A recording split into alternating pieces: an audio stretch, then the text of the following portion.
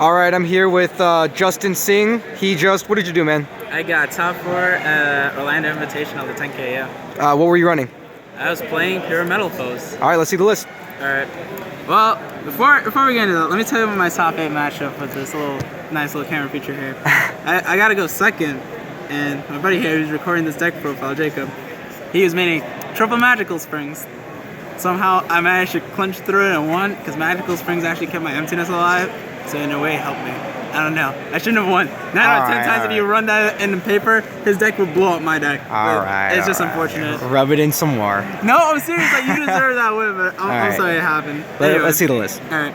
So I play like as many photos as possible. So you triple Bismugear, triple Steelorn, triple Silver, triple Gold Driver, triple Voltfoy. Bismugear, you have to play 3, and it's good. Like, it's good to bait the other scale, like your lower scale, because she is never Typhoon bait. So you'll be like, oh, put this in the silver, and they'll always try to Typhoon the silver even though they use the Bismugear because they never want you to get the search, right? Yeah. So that way, if you like mess with their opponent like what I did with Patrick, like if they have Typhoon, you can do it in such a way where you have another 1 scale, because the deck only plays 8 1 scales, including the Painfuls. So then you can mess with them and make them mess up on a Typhoon. That's how you play around Typhoon. I saw a lot of people running 2 of the level 2. Steelorn? Yeah. As I say, I want to max out on foes as much as possible. I want to open 3 foes in my opening hand regardless. And also, if I desire one of my Steelorn and I need to get that Painful off, I can still Painful and grab my Steelorn because it's important, because you need to have opposing targets for your Painful decision. Alright, so pretty standard. Yeah.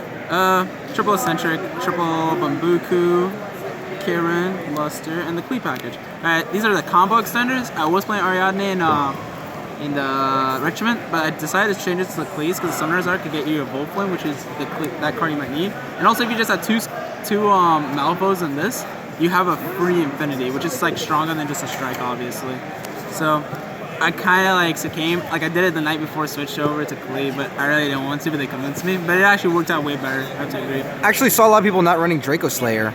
Oh, Luster? Oh, yeah. He's broken. You have to play him. He lets you get the aggro advantage in the mirror match. The reason being is that you can make a Mister in the mirror match, and that's super strong because you pop that card, shuffle that card. Yeah. Like, you want to do that. You pop the opposing skill and you shuffle the Bismugear, pretty much in there.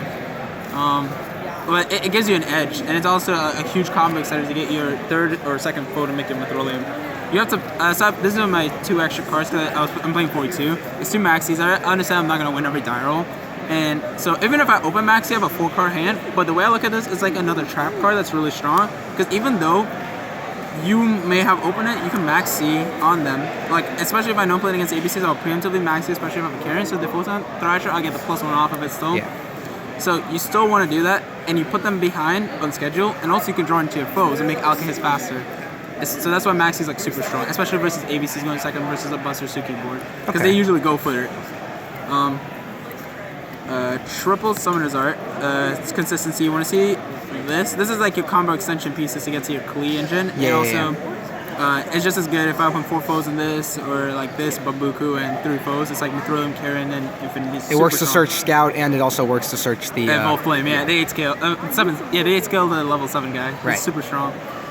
2 Painful. I was playing 3 because of this card inside, and it's like super strong. It's just really crappy to open 2, I guess. Yeah. But the card I'm siding makes the mirror match like infinitely easier. I have Vector, so that you can Painful for Vector. It's a searchable floodgate in the mirror, especially. So I only do it if I go first. So then I have Vector and Scale, or I could like fuse him away and get Alkahest or Metrolium or something. So he's like really strong. I was siding face off, but I felt like I took it out unless I was playing a Master, so because I didn't want to open like Luster face off and be dead. Because you can't really do anything with the face off, it's just a dead card. Alright, and then I played 2 quick play, 2 Desires, and 1 regular fusion. Why just 2 Desires? Reason being, I didn't want to pass 42, and I cut the 3rd Desires from Emptiness. Okay. I got convinced by Cody Cash, shout outs to him. Yeah. Because we made this, like, both of us were playing the exact same list. Like, he just got really unlucky in the main event, and like, how he kept drawing. But, reason being, like, why I prefer this over the counter is because it's just so easy to kill people with this card. Like, if you set it and then you bounce it to hand with Metrolium, you just OTK like crazy. And I have to play 2 in case I banish 1 off of Desires. That's 1. And 2, you can do the Auricalc Metrolium guy combo and then make Alkahest, pop a card, search a card, special card. It's just too many pluses not to play that. Yeah. The only time where counter comes up in the most relevance is only versus Blue Eyes, because it will like banish off your scales and then they will hit you off. and you need the counter to be able to bait out the spirit, and you can banish the counter in the chain to like to bait spirit, and then you can get your free card because you need your scales in that matchup. And if they banish all these scales, then you're pretty much in a bad spot. Traps I did triple strike. I really think the barrier sucks this format. Okay. The reason being is that most decks can special summon like different ways, right?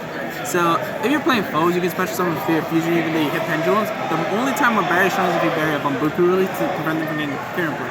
Then again, you can just strike on that. I get that they can also like snipe your strike with Mythrilium, but you can just alchemist them Mythrilium. So if you literally, or you could just carry them Mythrilium. So that's why strike is good. Also, strike outs establish infinities, outs establish busters, and it outs establish spirits, and that is very important.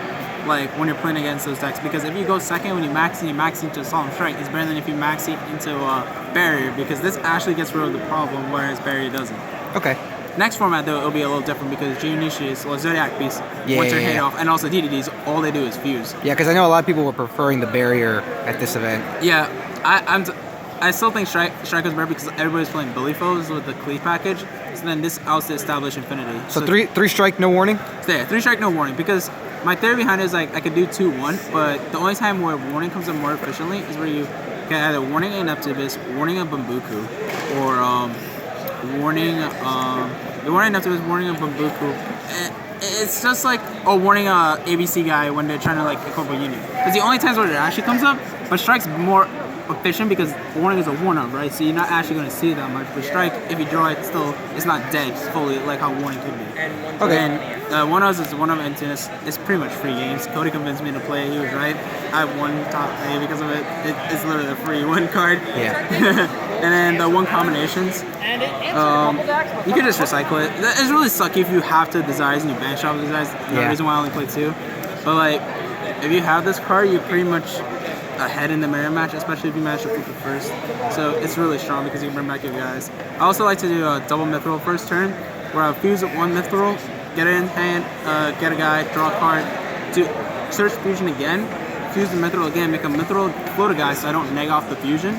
Then I can recycle the mithril and another card, have fusion for next turn, get a +1 draw. So then I plus like super hard, just with just all foes hands. So it makes us very consistent. All right, let's see the extra deck. All right, so I played triple Mythrilium. Generic, you know. Oh my gosh, she is the best. Like, she is what makes this deck broken. Yeah. If it wasn't for her, this deck would be pretty much ass. So you gotta rely on Jalgin, which pretty much sucks, right? Yeah. Double Orichalc, he's just as broken. I actually was like missing a third one a couple times. I thought it was like a little too much of one more. Okay, but, okay. Explain why the second one comes up, because you can do the combo where you go combinations, him, bring her back. But then also, like, if you attack into like a Paleo field, and they have like Storm and Mirror Force, if you attack with these 2, you can't make Automata because they're both above 25. So what you have to do, you can quick play fuse and make Orichalc in defense, and you get a pop-up card, make them miss timing because you float as well with her, so then they can't do it. Also super strong versus Yang Zings. You make them miss timing by hitting the guys off too. And also, you know, hitting opposing scales in the mirror is like really strong. Yeah. Doing double this is like super good because they will bait out the first one off of Alkahest, and in the mirror you can do make him mithril bounce your first Orichalc, and you hit the Alkahest for 56. So then you're pretty much gonna win that game because you mithril bounce and then Alkahest attack for 56. So then double Alkahest, it was right to play this because they ruled the Buster ruling. Yeah. Alkahest favors this event. Yeah. Yeah. Well, it comes up a lot versus water actually, and more than for me than ABC, because versus ABC I guess that ruling does come up. But because I always thought it was in the Buster's favor, that's why I was only doing 1, but they changed it. So Cody told me to play 2 and he was right. I didn't know they were ruling like that.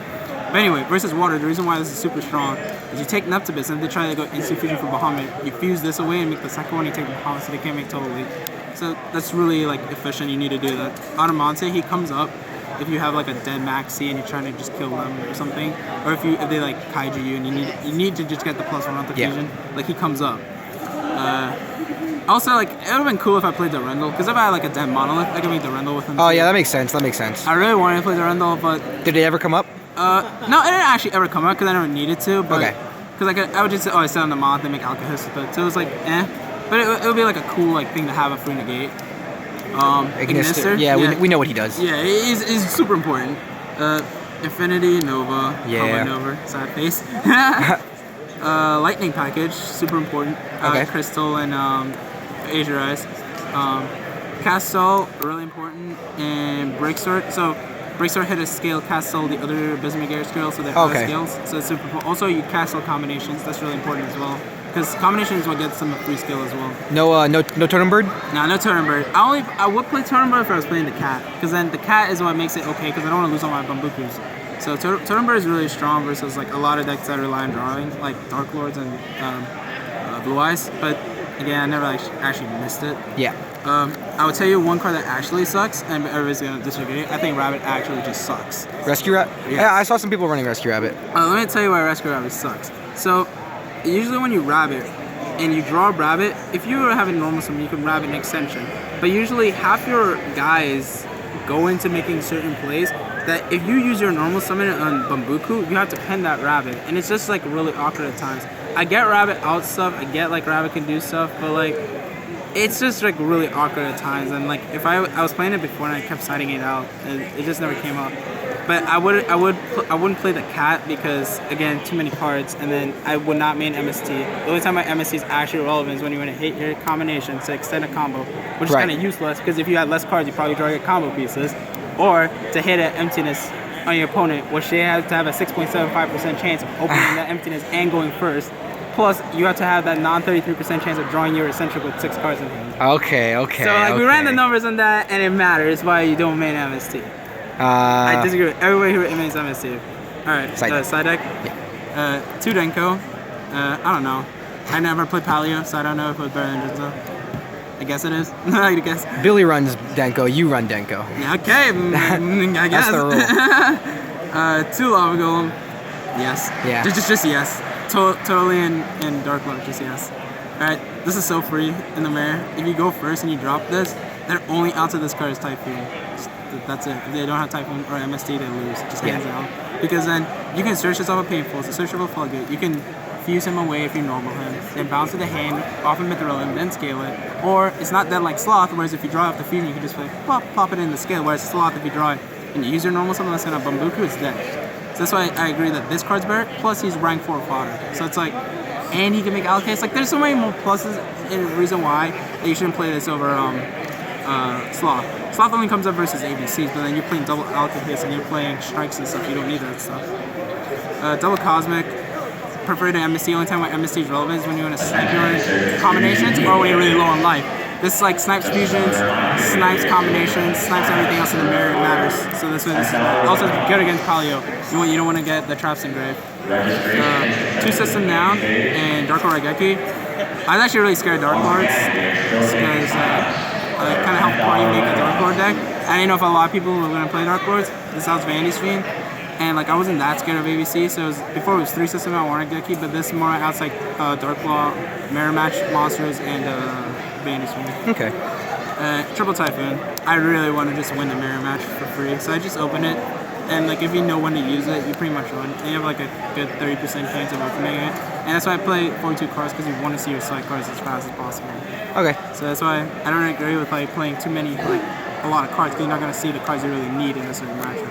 Alright. Okay. Shoutouts. Shout out to my sponsor, the Gathering Site in the store in Cincinnati. Shout out to the chat summit, the Wise Guys. Shout out to my other chat, the Roundtable. Shout out to the locals I go to, Plus One Gaming. They good test and stuff. I don't know. Shout outs to Cody Cash for helping me build this deck together. Shout out to Isabella, Sarah Martinez, and Larry Musgrove for convincing me to play Klee right before the event, because I was still playing Ariadne the entire time. They convinced me the Klee was better, and the Klee was better. See, I don't want to forget anybody to come up as a douchebag. Shout outs to everyone I forgot to mention. Alright. That's pretty much it. Alright, thanks man.